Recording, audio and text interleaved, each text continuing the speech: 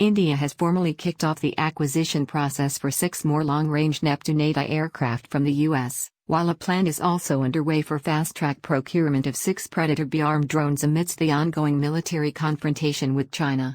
India is extensively using the naval P-8I patrol planes, which are packed with radars and electro-optic sensors as well as armed with Harpoon Block II missiles and Mk-54 lightweight torpedoes, for surveillance missions over the Indian Ocean as well as eastern Ladakh. The Navy had inducted 8 Boeing-manufactured P-8I aircraft under a $2.1 billion deal inked in January 2009, while the next 4 will be delivered from this December onwards under another $1.1 billion contract signed in July 2016. Top defense sources on Friday said the letter of request for 6 more P-8As for around $1.8 billion has now been issued to the U.S. for the government-to-government deal under Pentagon's Foreign Military Sales (FMS) program. The U.S., in turn, will soon send the letter of acceptance after congressional approval. The contract should be inked by early next year, said a source. Concurrently, the armed forces are examining an emergency procurement of 6 Predator B or weaponized Sea Guardian drones from the U.S. in wake of the ongoing confrontation with China along the 3,488 kilometers long line of actual control, especially in eastern Ladakh.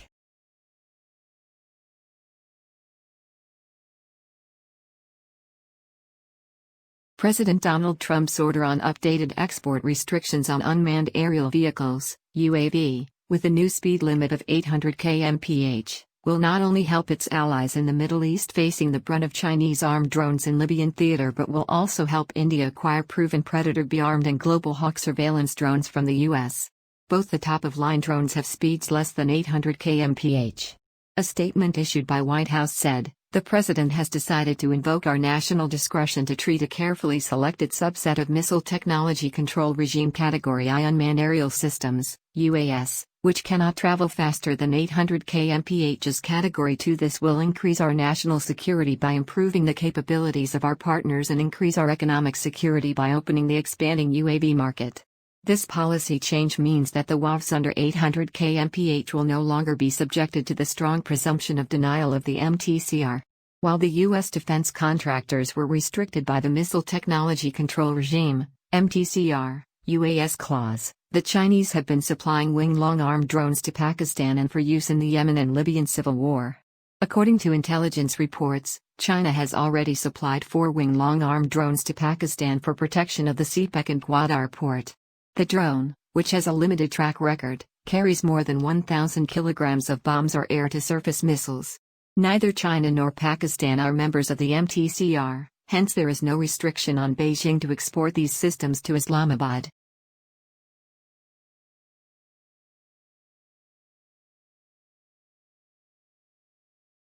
The recent seizure of a large quantity of illegal Chinese weapons in Mae Tao region, which is on the Thai side of the Myanmar-Thailand border, has given rise to India's fear of another attempt to reignite insurgency in its northeast region, a European-based think tank said. Citing a June 23 report published in the Irrawaddy, the European Foundation for South Asian Studies, EFSAS, said, while preliminary investigations have suggested that the weapons may have been destined for insurgent groups in Myanmar, the development has nonetheless raised antennae within security circles in New Delhi. It has also reignited the serious questions that had existed for long about the scope and depth of China's support to terrorist groups in the region in pursuit of its policy of what a Thailand-based organization termed diplo-terrorism. While confirming the report that the weapons seized from the Myanmar-Thailand border belonged to China, the Irrawaddy quoted a source from an ethnic armed organization based on the border, as saying, "They are not the weapons currently used by the Arakan Army. The weapons manufactured by the WA, United Wa State Army, and the Kia, Kachin Independence Army, are not up to much. They cannot fire an automatic. The seized weapons are original and Chinese-made." Indian insurgents from the country's northeastern states who have been sheltering for years in Myanmar, as well as the AA that has its roots in the Rakhine state of Myanmar, both present security challenges for India. In addition to being threats to national security, they are also irritants that impact India's Act East policy.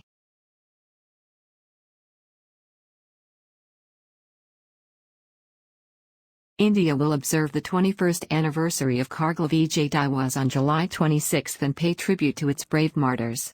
This day commemorates the success of Operation Vijay, which was launched by the Indian Army to recapture the strategic Indian territories held by the Pakistani intruders in the Kargil Dras sector in 1999.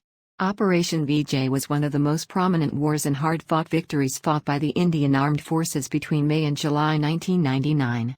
July 26 is dedicated to the Indian soldiers who made the supreme sacrifice to uphold and safeguard the integrity of the nation. The soldiers fought legendary battles in Dras, Kaksar, Batalik and Turtuk sectors at heights above 12,000 feet.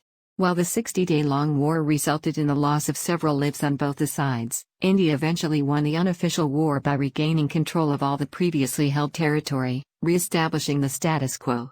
In 2019, Prime Minister Narendra Modi had described the Kargil victory as a victory of the bravery of the sons and daughters, of India's resolve, and of India's capability and fortitude. He had further described it as a victory of India's dignity and discipline, and a victory of the hopes and devotion to duty of each Indian. The Prime Minister had asserted that wars are not fought by governments alone, but by the entire nation. He said soldiers sacrifice their all, for future generations.